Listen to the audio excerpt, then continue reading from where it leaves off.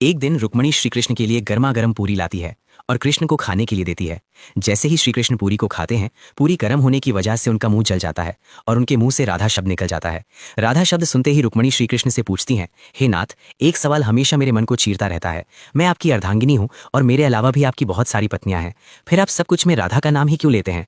और राधा है कौन? ये तो आपकी किसी पत्नी में से भी नहीं है। फिर श्री कृष्ण कहते हैं कि अभिमान करने से पहले एक बार बरसाना जाकर राधा से मिलकर तो आओ। फिर रुक्मणी बरसाना जाती है और राधा के महल के पास पहुंचती है। जैसे ही वह महल के अंदर आती है तो उन्हें बगीचे में एक लड़की दिखाई देती है। रुक्मणी उस लड़की से पूछती है, क्या तुम ही राधा हो? लेकिन लड़की बोलती है कि मैं राधा की दासी हूँ, राधा तो अपने कमरे में है। तभी रुक्मणी राधा के कमरे की ओर जाती है और सोचती है कि उनकी दासी इतनी सुंदर है तो राधा कितनी सुंदर होगी।